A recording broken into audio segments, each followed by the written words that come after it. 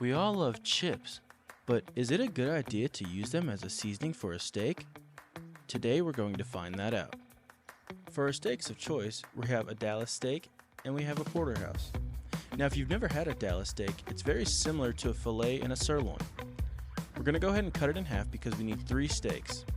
One for our Cheetos, one for our Doritos, and one for the control. We're also going to start dry brining it, which if you don't know what dry brining is, it literally means just to put salt on it and set it aside, so that way the salt pulls out the moisture and soaks it back in. After we've gotten both sides seasoned liberally with salt, we're going to go ahead and set it aside and get our chips ready. Pulling out a food processor, we're going to dump our chips in, put the top on, and blend it until it's coarse, similar to a kosher salt. After that, we're going to take our top off and place it in a container and set it aside. Then we're going to repeat the process with our Cheetos. Handing to the wife because she's been waiting patiently. And again, we're going to go ahead and repeat that process and pour into a container and set aside while we season our steaks with pepper on both sides.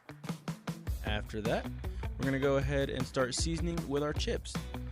Now whenever we're seasoning, we're going to make sure that we pat the chips on just to make sure that they do stick to the steak very well. Now we're going to set those aside and get our sides started. We're going to boil some broccoli for about 30 to 45 seconds, and after the timer has gone off, we're going to go ahead and pull that off and strain it and place it in cold water to stop the cooking process. Now, into a hot pan, we're going to lay our steaks away from us, so that way we do not get any oil splashed. And we're going to let those cook for about 1 to 2 minutes to get a very nice golden crust. We're not cooking them all the way through, we're going to finish them all in the oven. As you can see, we have some beautiful crusts. And also we're going to want to sear those sides up to make sure we get all those juices locked in. Setting aside, we're going to go ahead and start searing our fat cap on our porterhouse. This is to give that fat cap a little bit of extra attention just because there is a lot of fat and we want to make sure that we get as much of it rendered out as possible. After about a minute or so, we're going to go ahead and place it on its side. Again, we're going to be searing this off for about a minute or 2 until we have a nice golden brown crust. And flipping on the other side to continue cooking for another 1 to 2 minutes before placing into our oven at 400 degrees for 10 minutes. Next in our pan, we're going to go ahead and toss in some garlic and some crushed red pepper and saute those until those are nice and fragrant. Once we've sauteed those for about a minute, we're going to go ahead and put in our broccoli from before, and we're going to saute that for about 3 to 4 minutes. It's already soft, we're just looking to get a little bit of color on it. After about a few minutes, we're going to go ahead and give it a quick toss before adding our lemon juice to counterbalance that spice we have from the crushed red pepper. Be sure to season with salt and pepper, and our side dish is done. We're going to go ahead and take our steaks out of the oven and look at these beautiful steaks we have here. Let's go ahead and cut into these steaks to see how we did. Now me personally, I like a nice medium rare, but you can cook your steak however you like. Go ahead and slice this open. Just like butter, we're going to open it up and we see that warm, pink, juicy steak. That's our Doritos right there. We're going to go ahead and finish slicing this up nice and thick to make sure that our steak doesn't get cold. After that, we're going to go ahead and set it aside and we're going to get started with our Cheetos flavored steak. Again, cutting in half to see how we did in our cook. And again, this one is perfect, just like the one before. We're going to go ahead and slice this one up as well. Same thing, make sure those slices are nice and thick. And we're going to go ahead and move on to our porterhouse.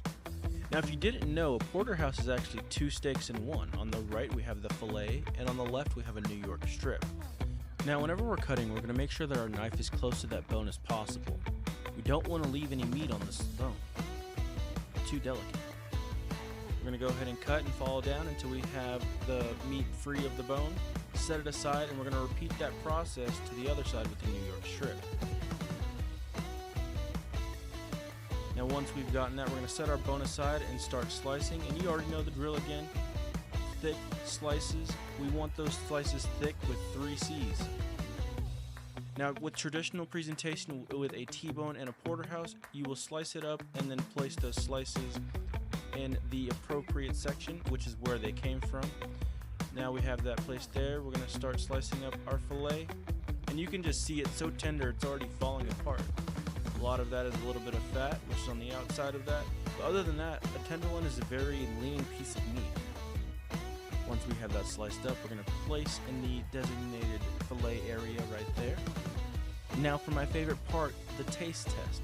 We have our Doritos, our Cheetos, and our control steak with just salt and pepper. Let's go ahead and give this a try. I'm going to get one from the middle here just because I want to make sure I get all the seasoning. Now, whenever I took my first bite into this, I was very underwhelmed. I thought it was going to be cheesy and Dorito-y, just like you would imagine biting a Dorito, but it was not as flavorful. Let's see if the Cheetos are any different. And this was the same thing, very underwhelming, not much Cheeto flavor. Let's see how our control steak tastes. This is the filet. And I have to say the filet was absolutely delicious. It's tender, it's flavorful. You can really get that beefy flavor.